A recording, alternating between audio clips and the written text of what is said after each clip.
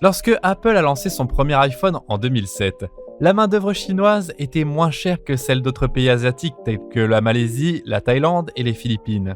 Cependant, le coût de la main-d'œuvre chinoise a considérablement augmenté au cours des 15 dernières années et au moment où l'iPhone 14 a été lancé l'année dernière, il avait atteint 8 $ de l'heure.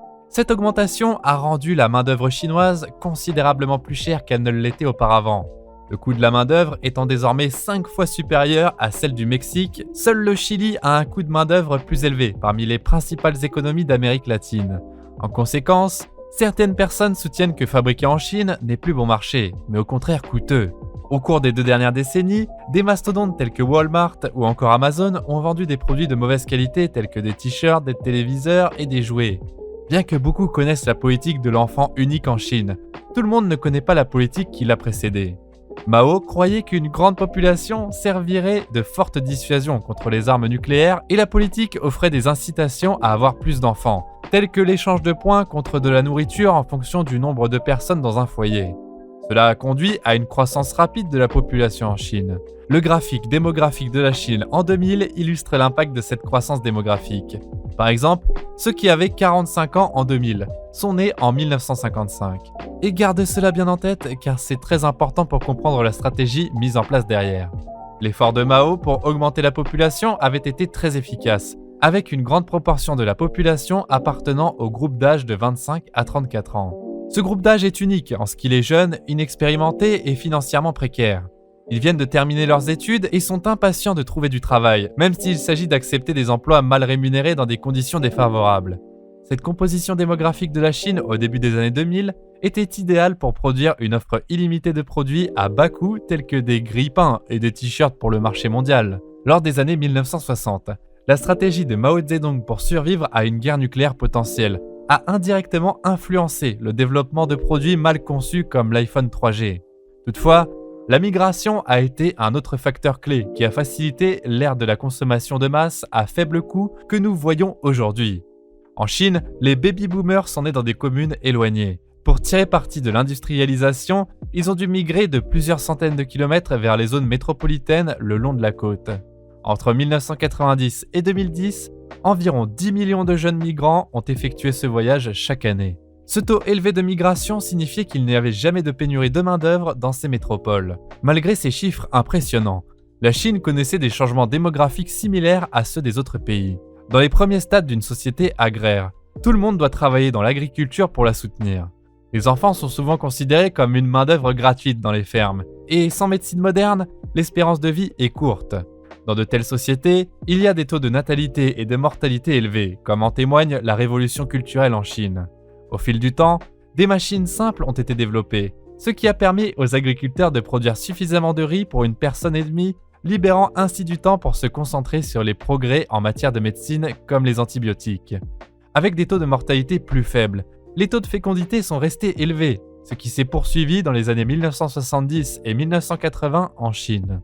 À mesure que de plus en plus d'agriculteurs ont migré vers les zones urbaines, les enfants n'ont plus été considérés comme des atouts précieux, mais plutôt comme de coûteux fardeaux. Par conséquent, les taux de fécondité ont commencé à baisser. Si nous catégorisons les groupes démographiques en enfants, adultes et seniors, il y a moins de personnes dans la tranche d'âge de 80 à 90 ans aujourd'hui en raison des taux de mortalité élevés du passé. Cependant, il y a aujourd'hui beaucoup d'adultes car les taux de fécondité étaient élevés dans le passé. En revanche, il n'y a pas beaucoup d'enfants car les taux de fécondité sont actuellement assez bas. Cette situation est connue sous le nom de dividende démographique, qui présente une énorme opportunité pour n'importe quel pays. C'est une période courte où il y a de nombreux individus en âge de travailler et moins d'enfants et de seniors qui ont besoin de soutien financier. Si une nation peut employer tous ces individus en âge de travailler, elle peut surfer sur cette vague démographique pour se moderniser. La Chine a réussi à le faire, mais son dividende démographique a duré beaucoup moins longtemps et il est en train de prendre fin rapidement. En 1976, Mao Zedong a lancé une campagne agressive pour augmenter la population de la Chine. 30 ans plus tard, les baby-boomers sont entrés sur le marché du travail, provoquant un afflux soudain de main-d'œuvre. Cependant, la politique de l'enfant unique a rapidement été mise en place, interdisant une fécondité excessive. En conséquence, le marché du travail s'est considérablement réduit, à l'exception de l'industrie des couches. Les millions de Chinois âgés de 25 à 34 ans en l'an 2000 ont aujourd'hui en moyenne 53 ans et approchent de la retraite. Le dividende démographique autrefois florissant s'est maintenant transformé en déficit. Actuellement, la Chine a la population la plus jeune qu'elle ait jamais eue. Cependant, si vous avez maintenant 20 ans et que vous vivez jusqu'à 90 ans, la population devrait diminuer d'environ 40%. De plus, le taux d'urbanisation est limité à 100%. Les économistes estiment que la Chine approche de ce qu'on appelle le tournant de Lewis, où le nombre total d'employés chinois a atteint son pic en 2015 et a depuis diminué, à l'exception d'un secteur. Alors que signifie la disparition de la main-d'œuvre chinoise par les entreprises qui en dépendent? Il y a 3 scénarios potentiels. Si la Chine est votre marché principal, vous serez peut-être enclin à y rester. La question suivante est de savoir si vous avez besoin d'une main-d'œuvre qualifiée. Si ce n'est pas le cas, votre entreprise a probablement déjà quitté la Chine. Par exemple, Nike ne produit désormais plus que 21% de ses chaussures en Chine et a déplacé ses usines vers d'autres pays comme le Mexique, où les coûts de production sont considérablement plus bas. Les entreprises qui sont restées en Chine sont probablement préoccupées par plus que le simple prix. La taille et la polyvalence de la Chine sont inégalées, avec 62 millions de personnes de moins de 20 ans de plus qu'au Vietnam. Par exemple, Apple peut facilement embaucher une nation entière de travailleurs temporaires juste avant de lancer un nouvel iPhone. L'infrastructure est également critique. Les ponts, les ports et les routes sont tous aménagés comme un tapis rouge dans les villes chinoises. En fin de compte, la capacité à attirer les entreprises est ce qui a rendu possible la carrière des bureaucrates. Par exemple, Apple diversifié en établissant des usines dans d'autres pays comme le Vietnam ou l'Inde. Elles ne quitteront pas la Chine de sitôt. Elles ne peuvent pas fuir rapidement, ayant déjà enduré 3 ans d'interdiction de voyage, de protestation et de confinement. Apple réservait autrefois 50 places en classe affaires chaque jour entre San Francisco et Shanghai. Mais lorsque les vols ont disparu pendant près de 3 ans, Tim Cook n'a pas protesté. Le marché des consommateurs chinois est une énorme opportunité pour les marques mondiales. Mais la situation du pays semble sombre, alors que des grandes marques comme McDonald's, Walmart et Starbucks continuent de se développer. La Chine fait face à un problème important, le piège des revenus moyens. Autrefois, la grande population en âge de travailler de la Chine permettait des coûts de main-d'œuvre faibles et des investissements confiants. Mais avec une population qui diminue, l'investissement étranger a diminué, entraînant des problèmes de main-d'œuvre. Les emplois de bas niveau sont trop chers à maintenir, tandis que les postes haut de gamme manquent de compétences nécessaires.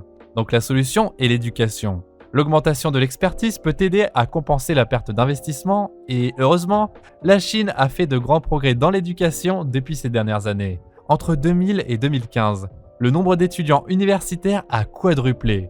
Cependant, l'éducation est inégalement répartie, avec un petit pourcentage de la population bénéficiant d'une éducation de qualité.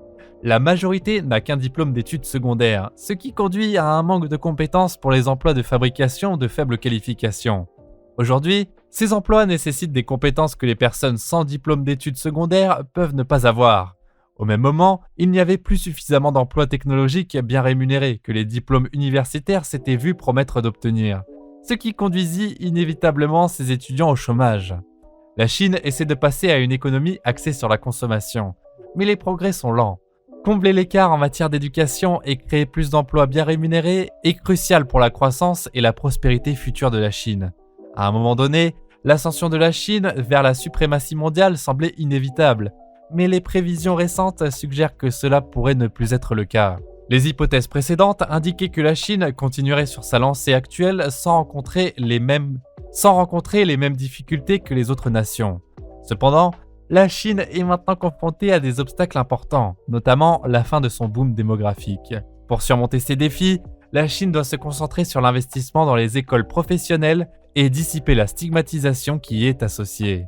Le pays doit également donner la priorité à l'accessibilité de la garde d'enfants et aborder la question des coûts exorbitants du logement. Bien que seules quelques nations aient réussi à éviter le piège du revenu intermédiaire, la Chine peut tirer des enseignements des expériences d'autres pays tels que le Japon.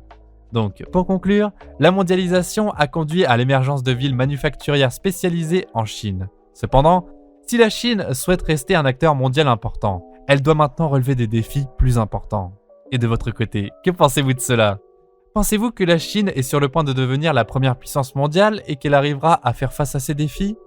Merci d'avoir regardé cette vidéo Et on se retrouve très bientôt pour de nouvelles actualités financières et économiques. En attendant, n'hésitez pas à vous abonner et à activer toutes les notifications pour ne rien rater des prochaines actualités.